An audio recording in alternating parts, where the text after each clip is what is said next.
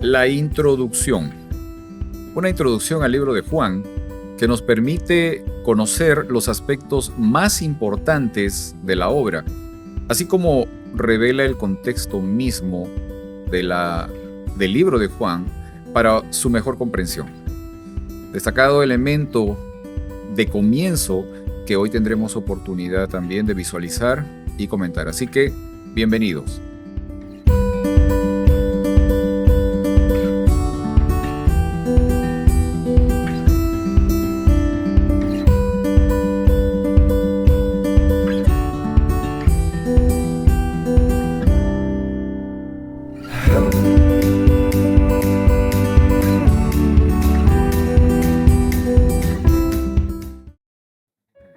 Hola, bienvenidos a este momento de estudio de la lección de escuela sabática.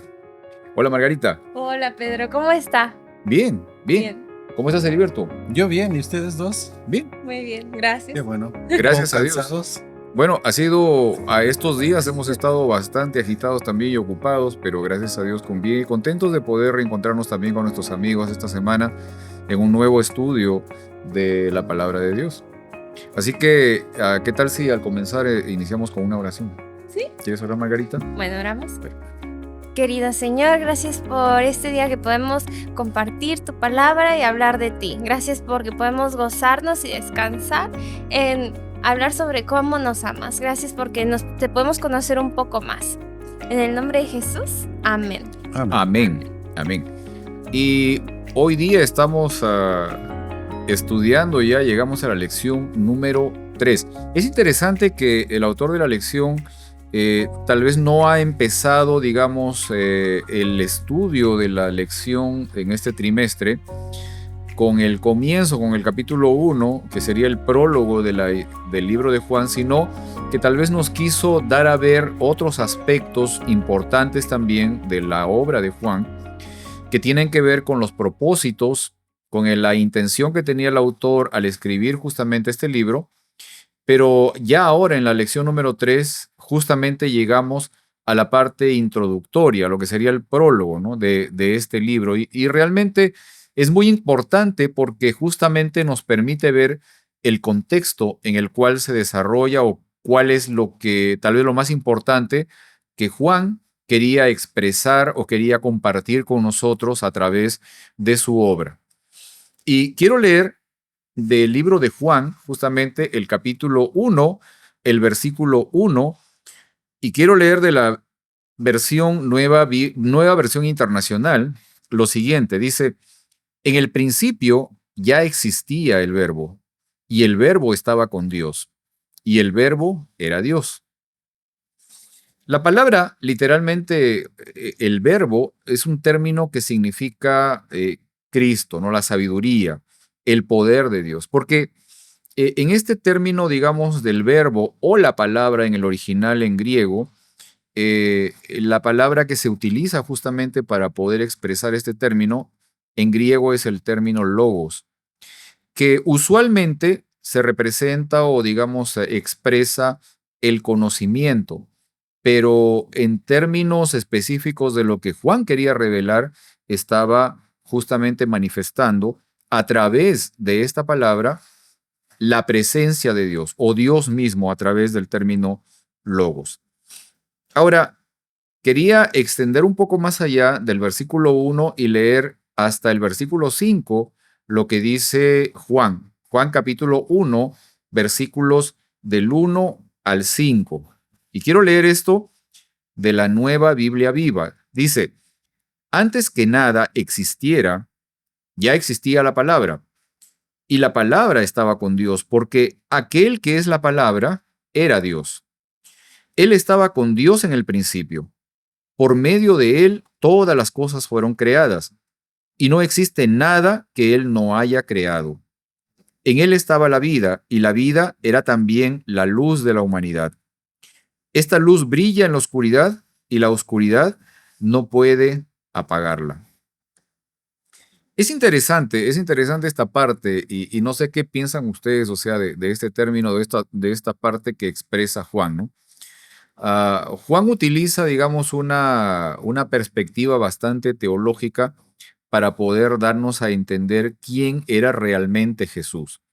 Si bien es cierto, las lecciones anteriores hemos estado estudiando, hemos estado viendo señales y hemos estado viendo el propósito para el cual Juan escribió, digamos, su libro y también compartió con nosotros esas señales, o sea, para que nosotros podamos recibir un mensaje que nos ayude a confiar justamente en quién era Jesús. Pero ahora, en el primer capítulo de este libro, encontramos una descripción teológica de lo que Juan quería darnos a conocer de quién realmente era Jesús. Ahora, en esta parte, ¿no? Tal vez, ¿qué conocemos respecto de las razones de Juan para usar este término, ¿no? Del verbo o la palabra, ¿no? O sea, ¿qué razones de contexto o qué es lo que realmente quería expresar Juan cuando utilizó la palabra logos, ¿no? Cuando utilizó la palabra el verbo, ¿no? O el término la palabra que existía desde el comienzo, etcétera, etcétera. ¿Qué es lo que realmente Juan quería darnos a conocer? ¿Qué es lo que Juan quería, digamos, que nosotros pudiéramos entender? Así como digamos, lo expresó para la gente de su tiempo. Recordemos una cosa que hemos estado viendo hace algunas semanas atrás, que Juan escribió el libro de Juan cuando la mayoría de las personas que habían conocido directamente a Jesús ya habían muerto. Y solamente estaban ya tal vez los hijos o los nietos de aquellos que vieron directamente a Jesús. Entonces, era muy importante que él pudiera expresar algo que les sirva a todos ellos, como a nosotros ahora, como un elemento de confianza, de seguridad, de que realmente Jesús era el Hijo de Dios. Entonces, nuevamente aquí, ¿no? O sea, ¿qué razones de contexto y teológicas, ¿no? Encontramos en los escritos de Juan para utilizar justamente este término, ¿no? La palabra, el verbo, ¿no? Yo creo que quería hacer la diferencia. Bueno, primero quería darnos a ver que el Dios y Jesús estaban unidos. Ok. Y a la misma vez los distinguía, los hacía diferentes. O sea, nos da un vistazo de qué tan íntima relación tenían ellos dos, que hasta ahora nosotros podemos decir que es un misterio y que nos va a tomar toda una eternidad para comprender esto que estamos tratando, visto por lo que Juan nos trata de decir. Simplemente nos dice que la palabra estaba con Dios. O sea, Jesús estuvo allí desde el principio. Ok. A mí me parece como una traducción como que más fácil de entender. Es, en lugar de usar la palabra o el verbo, pensarlo como con la palabra marca, que en inglés la palabra logo, en español es marca. ¿Y qué es una marca? Pues yo pienso en una marca como Louis Vuitton, una marca Chanel. Cuando uno usa esa marca, ¿qué representa? Entonces, si pienso como Jesús y marca, la marca representa algo que es mayor, o sea, un carácter. Entonces, cuando Juan escribió esto, él estaba viejo, que la perspectiva de que yo escriba un libro a que cuando yo esté viejita escriba un libro va a tener mucho más profundidad, creo que el libro como viejita, con todo el contexto y todas las vivencias que he tenido y entendimiento que adquirí por los años. Entonces Juan está escribiendo esto de viejito, habiendo visto todo el proceso de la iglesia, de cómo Dios vino y hizo lo que hizo y cómo se traduce en el tiempo. O sea, él escribió viendo el contexto de cómo lo que Jesús dijo cuando dijo yo soy el templo, cuando dijo yo soy, yo soy. Otra cosa que siempre está en el libro de Juan es el yo soy. Y él ya lo tradujo, lo vio, lo entendió, porque ya vivió todo eso y ahora lo está escribiendo. O sea, lo escribió no en el momento, esto está escrito después de haber lo de Apocalipsis, o sea, Claro. tiene un entendimiento mucho, mucho más profundo de lo que es Dios, de lo que otras epístolas tienen. Entonces, él usa algunas cosas y mete algunas experiencias de Dios distintas. Entonces, él lo primero que hace, a diferencia de otros libros que empiezan con que Jesús nació, bla, bla, no, él dice quién es Dios y de principio dice cuál es la marca. y qué esa marca representa. Cuando uno usa la marca Chanel, uno representa todo lo que es la historia de Chanel, todo lo que ellos quieren representar, el estilo. Bueno, ¿qué es Dios? Entonces, él está diciendo, esta marca es Dios, estuvo con Dios, representa a Dios, es el carácter de Dios, lo que Jesús vino a la tierra y siempre decía, yo soy el Padre, yo vine a hacer lo que Jesús dijo. O sea, él ya lo unió y con esto lo dice todo. O sea, es como su tesis, la resume en esto. Claro, claro, definitivamente. O sea, esa parte, como también expresaba Heriberto, ¿no? Este término de que él engloba, digamos, asocia esta condición de la persona de Jesús con la divinidad, ¿no?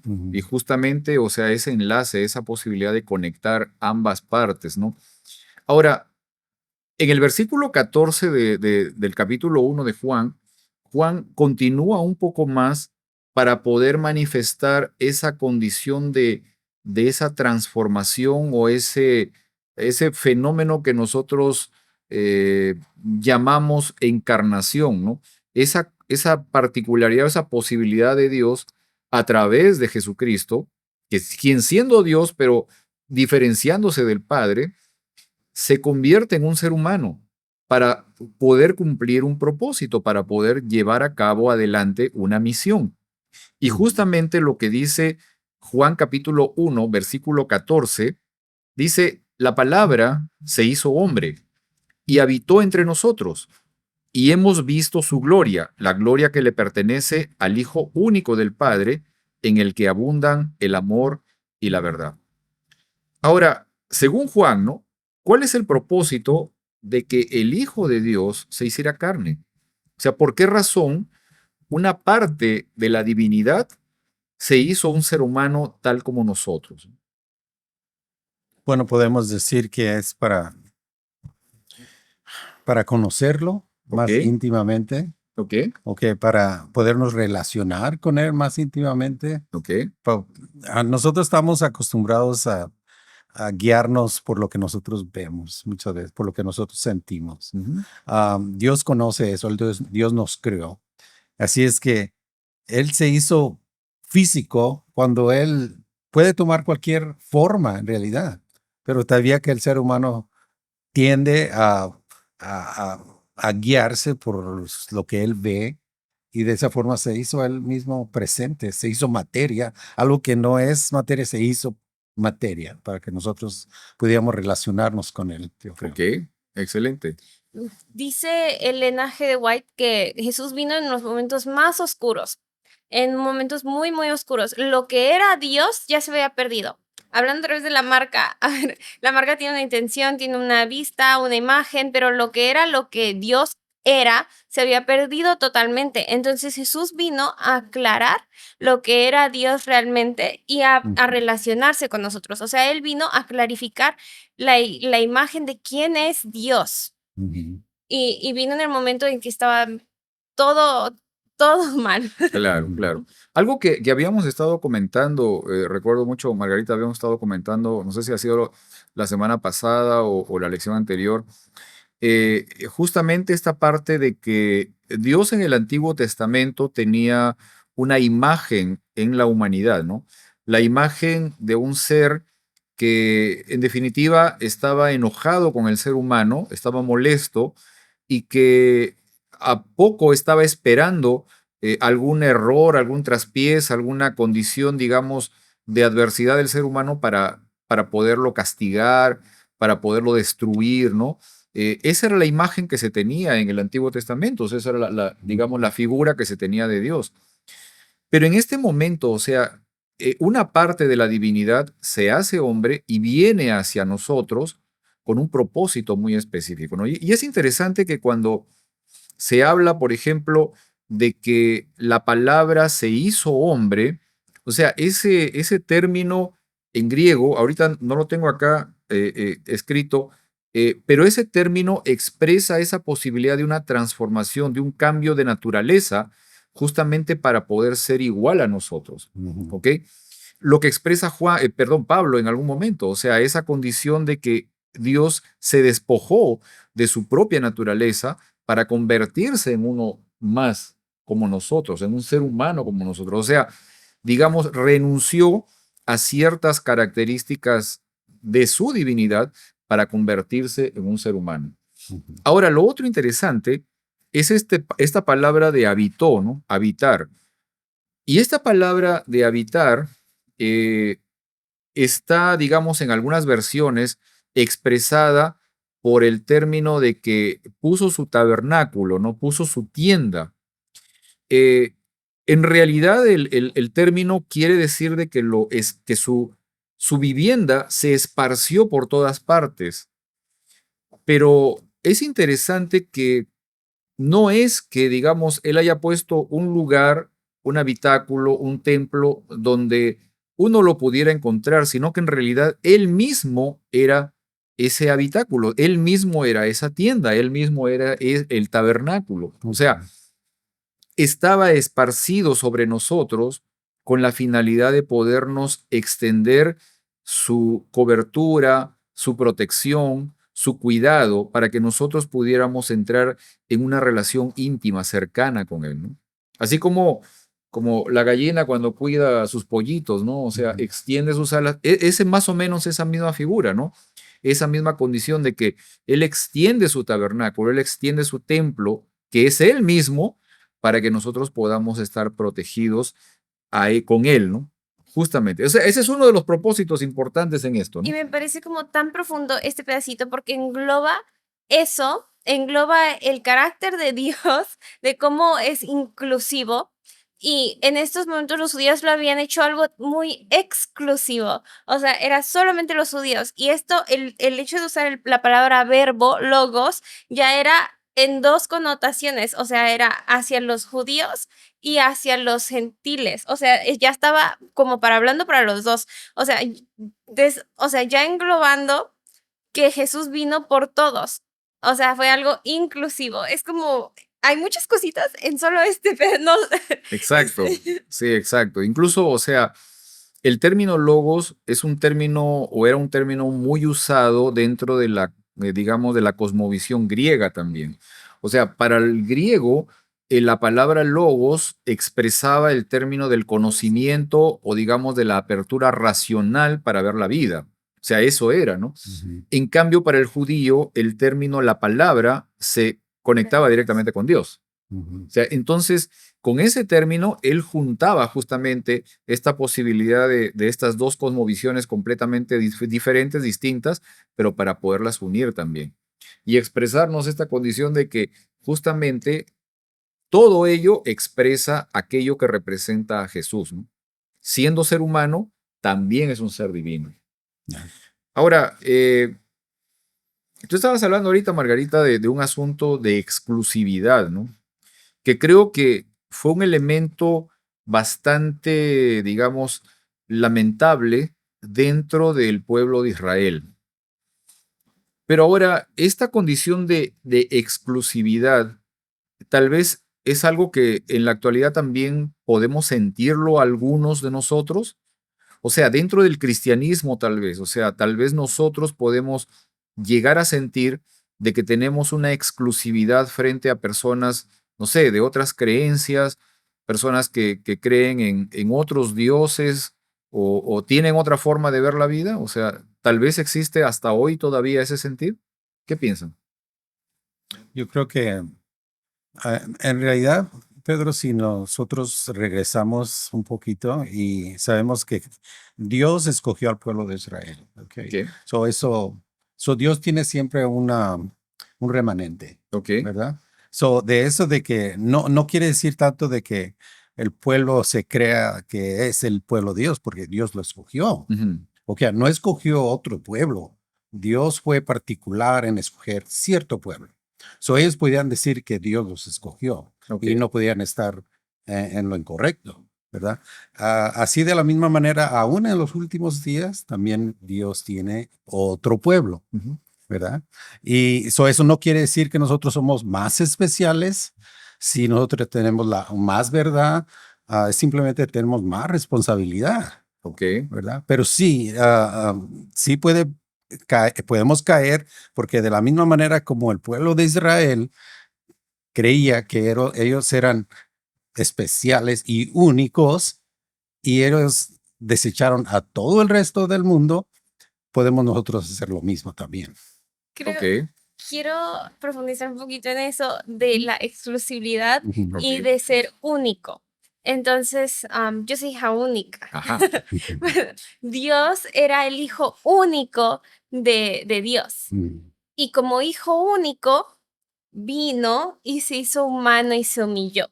Ujú. Entonces, ¿qué pasaba cuando el pueblo de Israel era único? En vez de humillarse y de el punto de Jesús venir era pues que más gente puedan ir al cielo y estar con Dios.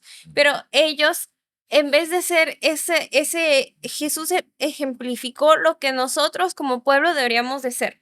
Pero en vez de ellos humillarse y sumar más gente, como que se lo tomaron como de superioridad Mm. en vez de ser lo que es un líder o lo que debería ser alguien realmente alto, que es un siervo. Exacto. Entonces, es lo mismo que nos sucede. Las marcas, vuelvo a las marcas. Las marcas las tomamos como una imagen de exclusividad y nos hacen y nos separan de los demás, pero deberían de ser algo en que queremos incluir a más personas. También pensando en la parte de psicología de eso, ¿qué pasa? ¿Por qué nos gustan tanto creo que dentro de los adventistas hay mucho de los que les gusta lo conspiranoico, saber algo que la otra gente no sabe. No, que tal y que como que saber más, ¿qué nos hace sentir eso de saber algo que los demás no saben? Nos hace sentir como que sabemos otra cosa y más y superior. Entonces eso de tener conspiraciones y de saber más nos eleva y excluye a las personas en vez de incluir.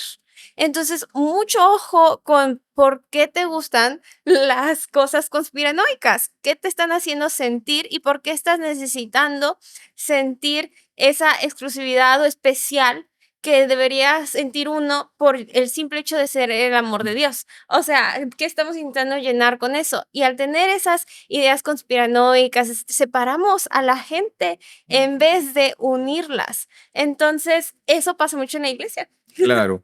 Creo que esa es la parte central, ¿no? O sea, reconocer sí que así como, digamos, el pueblo de Israel fue llamado por Dios para, digamos, para cumplir una misión, tal vez nosotros que conocemos la palabra de Dios, que queremos conocer más al Señor, reconocemos que como movimiento, o sea, la Iglesia Adventista del Séptimo Día, o sea, nosotros somos adventistas, eh, fuimos llamados por el Señor desde un punto de vista profético, pero para cumplir una misión en Ujú. realidad. O sea, no es porque, digamos, Soy más. seamos más, seamos superiores o tengamos el privilegio de poder entonces nosotros solamente estar conectados con el Señor, mientras los demás están equivocados. No es así, o sea, el propósito es para cumplir una misión. Ujú. Y en realidad eso, o sea, es una parte que si nos desligamos del cumplimiento de esa misión, perdemos completamente el sentido, la razón de existencia. Y lo otro que mencionaba Margarita, que me parece muy importante, ¿no? Es el hecho que cuando nosotros nos apoyamos justamente en el conocimiento o en el, digamos, la oportunidad que tenemos de conocimiento, claridad, iluminación, como lo queramos llamar, cuando nosotros nos apoyamos en eso, en esencia lo que conseguimos es separarnos de los demás, ¿no? Alejarnos de los demás Ujú. y hacer una brecha con los demás, o sea, con personas que tal vez tienen una visión distinta de la religión, que quizás tienen un conocimiento diferente de Jesús, etcétera. O sea, hacemos un margen, una separación, ¿no? Y esa no es la esencia de la religión. La esencia de la religión son dos elementos fundamentales, que es el amor a Dios y el amor al semejante, el amor al prójimo. Son esas dos cosas, ¿no? Y esas dos cosas, cuando nos fijamos netamente en esas dos cosas, no hay barreras, no hay diferencias. Ujú. Eso nos une en realidad. Cuando miramos a Jesús, eso nos une. Pero también al igual de qué sentimiento está produciendo en nosotros esta responsabilidad que tenemos. O sea, si uno nota a un niño chiquito cuando le dan algo y no sabe realmente lo que conlleva eso, le das a un niño una pistola y se emociona y la dispara y así como irresponsablemente, pues es una cosa muy irresponsable. En cambio, si le das a alguien que tiene conocimiento, toma esa pistola con un, o sea, ese poder, ese propósito y poder que nos da Dios debería producir, no sé en qué versículo está, temor y temblor. Ujú. O sea, es la responsabilidad que Dios nos da sobre la vida de otras personas, es como Dios, Jesús, sabiendo su misión desde un principio, sabiendo lo que iba a llevar, el gran sacrificio, es que nosotros aquí en esta vida vamos a tener una lucha que es con temor y temblor. O Así sea, no es. es como para asustarnos o deprimirnos, pero pues es realmente algo que se debe tomar con respeto, así Ujú. como alguien que entiende lo que conlleva esa responsabilidad, no así como algo de... Muy a la Sí. ligera. Ta- Pedro, también yo me pongo a pensar, el pueblo de Israel tenía mucha luz. Ujú. O sea, ellos tenían el templo y sabían cada cosa que significaba lo que existía en el templo. Sí, O sí. sea, ellos tenían a Dios mostrado de diferentes formas. Y lo que yo me pongo a pensar es que hoy, como el mundo cree el libro de Apocalipsis, por ejemplo, Ujú. donde, oh, ese libro no lo entendemos, ¿verdad? Ahí podemos decir nosotros, ok, nosotros sabemos porque la Biblia se explica ella misma. Ajá. O sea, los significados, los símbolos, los podemos encontrar ahí mismo en la Biblia, sin decir, ese es algo que Dios me lo dio solo a mí. No, es decir, mira, esto significa la mujer, oh, ¿qué es? La iglesia. Es la iglesia. O sea, cada figura tiene un significado que la Biblia le da. O sea, eso es algo que nosotros debemos tomar ventaja y decir, ok, yo sé, pero no voy a decir porque va a pensar que yo él va a creer que yo sé más. No, es simplemente, mira, déjame enseñarte lo que la Biblia explica de los símbolos y lo que significa, ¿verdad? Ok. Vamos a ir avanzando un poco más y tal vez quizás entender un poco más de esto, ¿no? De cómo es realmente, que cuál debería ser nuestro papel al tratar de demostrar, de dar a conocer a Jesús a los Ujú, demás, ¿no? Ok. Primero quiero leer algo que Juan manifiesta también y nos comparte en el capítulo 1 de Juan, en los versículos 9 al 13. Y quiero leer esto de la Nueva Traducción Viviente. Aquel que es la luz verdadera, quien da luz a todos, venía al mundo. Vino al mismo mundo que él había creado, pero el mundo no lo reconoció. Vino a los de su propio pueblo y hasta ellos lo rechazaron. Pero a todos los que creyeron en él y lo recibieron, les dio el derecho de llegar a ser hijos de Dios. Ellos nacen de nuevo, no mediante un nacimiento físico como resultado de la pasión o de la iniciativa humana, sino por medio de un nacimiento que proviene de Dios.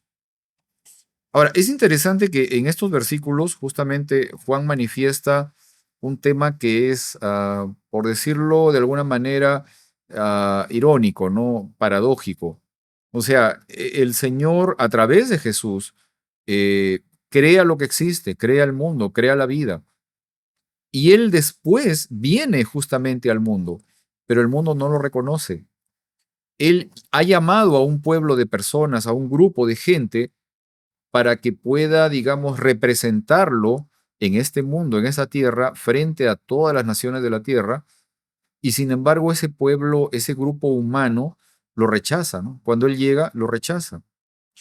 ¿Por qué creen que pasó esto? O sea, esta es una parte que siempre pienso y que creo que de alguna manera quizás se asemeja probablemente a nuestra realidad hoy, ¿no? Me refiero en general al cristianismo. Pero, o sea, ¿por qué tal vez pasó esto? O sea, esta condición de que el Señor envía a su Hijo a este mundo y este mundo no lo reconoce. Y más todavía, aquellos que supuestamente conocían de Él, lo rechazan cuando lo reciben. No, no lo reciben sencillamente, sino que lo rechazan, ¿no? ¿Por qué pasó esto? O sea, ¿a qué se debió esto, no? ¿Qué es lo que ocurrió aquí? ¿Qué explicación le podemos dar a esto, no?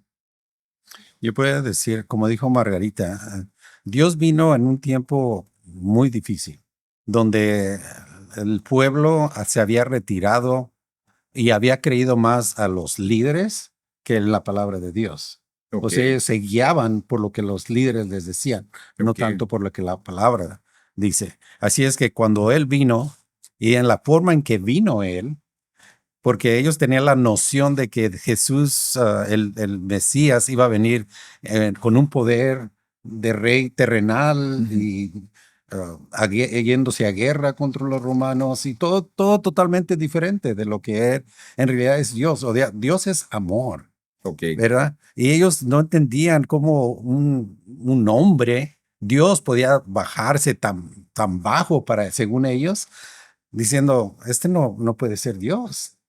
Si hubieran escuchado a los profetas y lo que había sido escrito de cómo él iba a venir y hubiesen tomado eso en serio, entonces lo hubiesen reconocido. ok. Ahora, tú estabas mencionando algo allí que me pareció también un tanto interesante porque no sé si es que, digamos, hoy también lo percibo de esa manera en cómo, digamos, alimentamos nuestro aparente conocimiento respecto de los escritos o respecto de Dios. Y es que muchas veces nos quedamos en lo que otra persona nos afirma Ujú, respecto de determinados principios o del conocimiento de la verdad, digamos, ¿no? Y asumimos que eso es lo correcto, pero realmente debe ser así, o sea, porque la experiencia de esta gente en la época de Jesús, ellos se habían quedado, digamos, enfrascados en la figura de un Mesías que tenía que venir a liberarlo de los romanos, ¿no? ujú, Pero eso había salido probablemente de la enseñanza que recibían justamente de sus maestros, de los líderes religiosos, etcétera, ¿no? O sea, ¿cuánto de eso nos podría estar pasando también hoy a nosotros? ¿De qué manera nosotros podríamos tal vez manejar esa situación y tener un poco más de seguridad respecto a lo que realmente estamos creyendo, ¿no? ¿O por qué es de que personas que conocían tanto de los escritos, personas que tenían aparentemente la interpretación correcta de los escritos, guardaban el día correcto de la ley y hay muchas otras cosas más, y sin embargo no tenían un conocimiento real de Dios ni de Jesucristo? O sea, ¿qué pasó allí, no? ¿Por qué pasó esto, no? Am, También creo que va en el tema de las expectativas, de lo que nosotros queremos que sea algo y que cuando no es. Creo que ya hemos hablado de esto. Ujú, Y creo que, o sea, me voy a hacer un poquito de tema. O sea, Juan el Bautista, hasta hubo un momento que van él estaba en la cárcel y le pregunta, oye, tú si eres el que yo predicaba.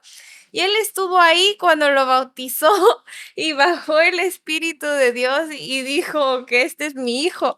O sea, hasta Juan el Bautista estaba esperando otra cosa. Pero algo que hizo Juan el Bautista es que fue y le preguntó directamente a él. Mandó a sus discípulos que le preguntaran directamente. Nosotros también tenemos esa posibilidad. O sea, Jesús vino para que nosotros pudiéramos hablar con él. No tenemos que ir al templo y matar a alguien y hacer todo eso para poder hablar con él. Podemos hablar directamente con él. Y es esto de tener el conocimiento, pero no solamente tener el conocimiento, sino también el espíritu correcto para percibir lo que Dios quiere que percibamos y el amor, porque, o sea, ¿de qué nos sirve todo el conocimiento si no hay amor? ujú. exacto, Entonces, pues la verdad es como que simple, pero lo simple no significa que es fácil. claro. Bueno, en realidad, en teoría es muy simple esto, pero ahora, en esa simpleza, o sea, y esa es la otra parte, digamos, la otra cara de la moneda, sería en la época de Jesús las personas consideradas no merecedoras, ¿no? Las personas consideradas parias, digamos, pecadoras, ¿no? Impuros, indignos, no, como les dije, no merecedores de la gracia de Dios, del amor de Dios, de la justicia de Dios, nada, o sea, absolutamente nada. ¿Por qué, por qué más bien ellos sí creyeron y aceptaron a Jesús? O sea, aquellos que sencillamente eran considerados por los conocedores como personas que definitivamente no tenían ninguna oportunidad. ¿Por qué ellos sí creyeron y aceptaron a Jesús? Bueno, podemos decir que ellos podían relacionar con Jesús. O sea, estaban los dos grupos. Estaban los sacerdotes, que ellos ya tenían su noción de que Jesús no era el Hijo de Dios. Y ya lo habían enseñado antes y ahora hasta lo querían matar. El pueblo era diferente, estaba abierto a escuchar y escuchaba las historias, las parábolas de Jesús. Y al escucharlo, entonces ellos se dieron cuenta que en realidad él era el Hijo de Dios. O sea, el otro grupo no quería escuchar porque ya lo había desechado. Además, lo querían matar. Pero el otro grupo estaba abierto. O sea, como dice Margarita, depende qué noción tienen ustedes, qué es nuestra expectativa, Ok, ¿verdad? ok. A ver, no sé si voy a poder poner esto en palabras, lo que A estoy ver. pensando, pero va otra vez en el tema de psicología, en esto de, más todos los que le recibieron, los que creen en su nombre, les dio potestad de ser hijos de Dios. O sea, ¿por qué nos gusta la exclusividad? Porque la exclusividad nos hace especiales. Y algo que es simple ya nos quita eso especial. Porque si es simple y si no es fácil, y si es fácil porque ya no somos especiales y no nos gusta que sea simple. ¿Por qué nos gusta decir que no podemos bajar de peso porque tenemos hipotiroidismo? Porque lo hace complicado. El hacerlo complicado ya nos da una excusa y nos da algo como algo es de por qué respaldarnos. Pero cuando no tenemos nada, aceptar a Dios nos hace más fácil porque no tenemos nada. Entonces Dios nos es todo y quien nos da el valor es Dios. No nos da el valor el saber más o el tener un poco más, el poder entender y estar parte del grupo porque somos un poco más inteligentes o porque entendemos el templo. O sea, lo que nos hace es el simple hecho de que Dios nos amó y ya. Suficiente. Pero es eso de querer ponernos en el lugar de Dios y nosotros solo salvarnos y darnos nosotros solos el valor, cuando realmente el valor nos los da Dios, el por ser Dios, y nosotros solo aceptarlo. Pero no sé si estoy Claro que pudiendo sí, expresar. claro que sí. Ahora fíjate, Margarita, o sea, en esta parte de lo que estabas comentando, siento digamos, un realismo en lo que significa realmente el término ser humilde delante de Dios, ¿no? O sea, esta posibilidad de ser humilde delante de Dios no es una expresión de que me arrodillo o levanto mis manos o inclino la cabeza. No, en realidad es una actitud que yo tengo. O sea, de manifestar el hecho de que delante de Dios no tengo absolutamente nada. No O sea, soy no nada. soy nada delante de Dios, o sea, no soy nada. Y reconocerlo y aceptarlo, ¿no? Para poder permitirle a Él que tome control de mi vida. Pero a la vez es aceptar que lo tengo todo, Con Él. gracias a Él, pero tampoco esperar nada. No lo hagas más complicado, Margarita. No lo hagas más complicado. Creo que nos vamos a quedar en esta parte o sea, de poder manifestar el hecho de que nuestra humildad realmente es un elemento fundamental a través de la actitud que tengamos. O sea, en la Biblia, por ejemplo, Nicodemo, por ejemplo, José de Arimatea, manifestaron justamente esa posibilidad de entrega, ¿no? De arrojo, ¿sí? De enfrentarse a los poderosos miembros del Sanedrín cuando Jesús ya había muerto y ellos dos se levantaron y dijeron, no, nosotros vamos a darle sepultura a Jesús. O sea, todas esas cosas muestran esa actitud, ¿no? Esa actitud de que puedo, digamos, tener riqueza material o puedo tener conocimiento intelectual, Pero no soy nada. pero delante de Dios no soy nada. O sea, y esa actitud es importante de poderla tener presente cada día, ¿no? Antes quería decir algo, Pedro, porque en realidad Jesús vino, ¿verdad? Y los suyos no le conocían. Así es. Pero Jesús viene otra vez. Amén. Y quizá pase lo mismo, que los suyos no le vayan a conocer. Y eso es lo que nosotros debemos de preocuparnos así, porque así como les pasó a los judíos, hoy todavía ellos están esperando el Mesías. Así es. ¿Y sería posible que aún por segunda vez no reconozcan al Mesías otra vez? Y quizá algunos por primera vez tampoco lo reconozcan. Porque Jesús viene y Jesús viene pronto. O sea, pero antes de eso, el enemigo va a tratar de engañar a las personas. Y es tan astuto que si nosotros no estamos preparados y hacemos caso de lo que Él nos dice, cómo va a ser su venida, también vamos a poder ser engañados. Ya, creo que en el presente ya estamos viviendo esa condición de arrastre hacia lo negativo que se expresa en Apocalipsis 13, o sea, cuando dice que el mundo se va tras la bestia, digamos, o sea, no es que se va tras una denominación religiosa determinada, ¿no? Sino que se va tras esta posibilidad de confusión, ¿no? Ujú. Se va tras todo aquello que significa el mundo y su atractivo, que lo aleja completamente de Dios, ¿no? Ujú. Creo que en ese punto estamos ahora, esa es la condición en la que estamos ahora y es terrible. Pero frente a eso, nosotros sí estamos conscientes de que va a haber un grupo de gente que se va a levantar para decir, no, ese no es el camino, o sea, vengan porque esta es la verdad, ¿no? Exacto. Y esa es la esperanza que tenemos de que realmente el Señor va a actuar a través de esa forma, ¿no? A través de nosotros, quienes estemos dispuestos a entregarnos a Él, justamente, ¿no? Amén. Ok, quiero leer del libro de Juan, justamente, uno de los versículos, algunos de los versículos más conocidos que tenemos de la Biblia. Y creo que es justamente una de las cosas de los momentos más épicos de los que podemos encontrar en la Biblia en cuanto a una conversación entre Jesús y otra persona más. Leo de Juan capítulo 3, versículos 16 al 21. Y quiero leerlo de la versión Biblia Hispanoamericana Traducción Interconfesional. Es muy interesante. A veces, como ustedes ven, utilizo diferentes versiones porque en algunas de ellas puedo encontrar, digamos, expresiones que me dan una mejor idea respecto de lo que realmente se quiso decir a través de estos versículos.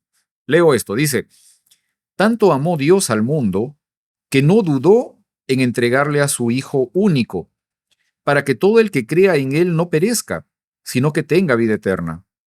Pues no envió Dios a su Hijo para dictar sentencia de condenación contra el mundo, sino para que por medio de Él se salve el mundo. El que cree en el Hijo no será condenado. En cambio, el que no cree en Él ya está condenado por no haber creído en el Hijo único de Dios. La causa de esta condenación está en que, habiendo venido la luz al mundo, los seres humanos prefirieron las tinieblas a la luz, pues su conducta era mala. En efecto, todos los que se comportan mal detestan y rehúyen la luz, por miedo a que su conducta quede al descubierto. En cambio, los que actúan conforme a la verdad buscan la luz para que aparezca con toda claridad que es Dios quien inspira sus acciones. Es interesante, esto es parte de lo que fue la conversación entre Jesús y Nicodemo. Y ahí podemos encontrar justamente esta parte de la intención, del desprendimiento por amor que Dios manifiesta hacia el ser humano. O sea, esta condición de poder entregarse a sí mismo justamente para buscar rescatar al ser humano, para poder otorgarle y poder entregarle nuevamente esa oportunidad de estar ligado, de estar unido a él mismo. Ahora, tenía una pregunta acá, una idea de cómo es que yo podría, digamos, de cierta manera, tal vez intencionalmente, o qué actitud es la que me puede ayudar, favorecer, para permitir que mi confianza en el Señor pueda seguirse desarrollando, pueda seguir creciendo. O sea, ¿de qué manera, qué prácticas espirituales, por ejemplo, me permitirían o favorecerían creer cada vez más en Cristo Jesús? Tal vez qué tarea puedo practicar, poner en práctica cada día que me puede ayudar a conseguir eso. ¿Es posible? ¿No es posible? Claro que sí es posible. ¿Sí? Y sabemos que hemos traído la comparación siempre entre la pareja, ¿verdad? Ok. Donde mientras más nos conozcamos, más nos conocemos, más compartimos tiempo los dos. A final de cuentas, si ustedes se dan cuenta, se miran a dos parejas que han tenido muchos años y se parecen. Ya la apariencia también se parece, Me ha no pasado. solamente en carácter, Me ha pero, pasado. ¿verdad? Yo creo que es lo mismo con una relación con Jesús. Mientras nosotros pasemos más tiempo con Él, mientras leamos su palabra, mientras practiquemos lo que nosotros leemos, entonces nuestra relación va a ir creciendo a tal punto de que esa fe que comenzó pequeña va a ir creciendo cada vez más, Ok, ok. ¿verdad? Definitivo, definitivo. Ahora, tengo otra pregunta porque una de las cosas, digamos, que tiene como objetivos también Juan al expresar todo esto en este momento es poder ayudarnos a entender o a poder encontrar el hecho de estar conscientes de que Jesús, siendo ser humano, era también un ser divino, ¿no? ¿Qué pruebas, qué evidencias tenemos nosotros de que Jesús era realmente un ser divino también? O sea, ¿qué evidencias nosotros encontramos en los escritos de que Jesús realmente era un ser divino? ¿Nos hemos puesto a pensar en eso? O sea, Bueno, ¿cuáles son las evidencias que tenemos realmente de que Jesús era también un ser divino? Que no solamente era un ser humano, sino que era también Dios. y Yo, podemos mirar la historia desde el principio, desde cuando Dios escogió a María. Ok. Desde ahí miramos el transcurso hasta que él creció, Su anuncio profético, su anuncio profético ok. desde antes. El nacimiento virginal, probablemente. También, También, también. ¿verdad? ¿Qué más? yo creo que lo vamos a ir elaborando a través de la lección. Ok, ok. O Pero hay sea, algunas cosas que sí, sí, definitivamente estamos viendo. vamos a ir viendo esta lección va a ir viendo en profundidad cómo Jesús, porque recordando el contexto en que Juan escribió esto, él es como que ya vio todo y ahora ya como que, por eso dijo eso. Bueno, Ujú. entonces las pequeñas pistas en que Jesús estaba aclarando y él hace mucho, mucho énfasis en el yo soy, yo soy, yo soy. Y Jesús muchas veces, o sea, no lo como que nos lo fue dando en papillas, así como de bebés, y luego como comida más sólida conforme se fue elaborando su vida y acercando el momento en que él que murió por nosotros y todo el propósito. Entonces, se va a ir construyendo esta lección. O sea, vamos a ir nosotros también en papilla al comienzo ahorita y luego un poquito más sólido mientras que vamos comprendiendo. Por eso hay que seguir estudiando. Definitivo. Pero Definitivo. sí, en realidad las Sí. dos cosas más grandes serían su nacimiento y su muerte. Ok, Y creo porque en realidad él no está en una tumba. Ok, creo que en el tema de la resurrección es un elemento importante porque, digamos, los ejemplos de resurrección que hubieron en la Biblia, tanto en el Antiguo Testamento como en el Nuevo Testamento, requirieron de otra persona, ¿no? Que, digamos, actuó como intermedio. Sabemos que obviamente la vida depende de Dios, pero en este caso nadie actuó. O sea, Ujú. definitivamente fue algo, un nexo directamente entre Cristo Jesús y el Padre. O sea, Ujú. esta conexión, ¿no? Creo que, por ejemplo, tal vez incluso el hecho de que Jesús conocía muchas veces los pensamientos de las otras Ujú. personas. O sea, eso también es una condición que expresa también esta parte de Eso- divinidad de parte de él, ¿no? Ahora, una última pregunta para ustedes también y para nuestros amigos que están viéndonos. Juan manifiesta en los versículos que estuve leyendo antes esta condición de que la luz vino al mundo, o sea, la luz, él manifiesta esta condición, ¿no? La luz del mundo o la luz vino al mundo, la luz había venido al mundo. Ahora, en cierta medida, ¿cómo es que nosotros podríamos convertirnos también en una luz que sirve para poder ayudar a otros que viven en oscuridad? Si bien es cierto, nosotros no somos la luz, pero ¿de qué manera nosotros podemos reflejar la luz de Dios a un mundo en oscuridad? O sea, ¿de qué forma tú puedes ser también esa ayuda de poder ser un receptor y transmisor, un reflector de esa luz que el Señor quiere brindar a este mundo? Ujú. Bueno, Él nos llama la luz del mundo, la sal del mundo. Y yo creo que donde hay una luz, no hay oscuridad. So, hoy el mundo en realidad está en una oscuridad espiritual, podríamos decir. Y donde nosotros sacamos adelante esa luz es cuando nosotros podemos hablar a alguien, primeramente con nuestra actitud, después con nuestras palabras. De esa manera nosotros expresamos y mostramos luz a los Ok, demás también. ok. Entonces, como Heriberto estaba diciendo, los judíos tenían mucha luz y al igual nosotros. O sea, para eso está la historia, para que no se vuelva a repetir. Entonces, siempre que leamos de los fariseos, no digamos, los fariseos, no, o sea, nosotros. O sea, hay que verlo como esto me aplica a mí y aplicárnosla.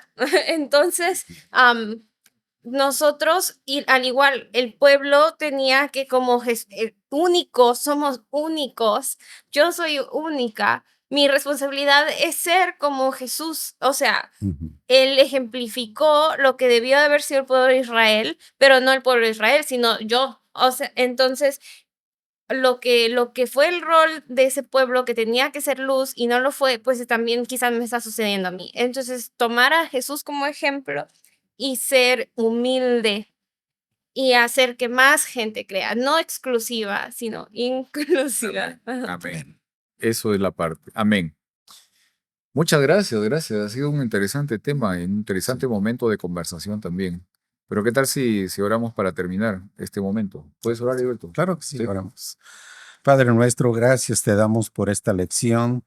Sabemos que tenemos mucho que aprender todavía. Sabemos que tenemos una responsabilidad muy grande porque tú nos has dado luz suficiente para poder alumbrar a los demás. Enséñanos nuestro trabajo que debemos de hacer. Guíanos para llevar a otros a esa luz, porque sabemos que tú vienes pronto y tú quieres llevarnos al cielo a todos. Así que queremos que esto se haga una realidad, Señor. Primeramente, comenzando con nosotros, siendo un ejemplo para los demás, empezando con nuestra familia. Gracias, te lo pedimos en el nombre de Jesús. Amén. Amén. Muy bien. Nos vemos entonces la próxima semana. Margarita, Heriberto, ¿sí? Nos vemos entonces la próxima semana, amigos. Hasta luego. Saludos a mis amadas en la Florida. Sí, claro que sí. Y a los de Cuba, la Iglesia Esperanza, todos los de Santa Clara. Así es, así. No, y seguimos orando también por nuestros amigos que están en Florida. Esperamos de que el Señor los proteja también. Tenemos muchos amigos, muchos hermanos allá. Oramos por ustedes y que el Señor los siga cuidando. Muy bien. Nos vemos entonces la próxima semana. Hasta luego.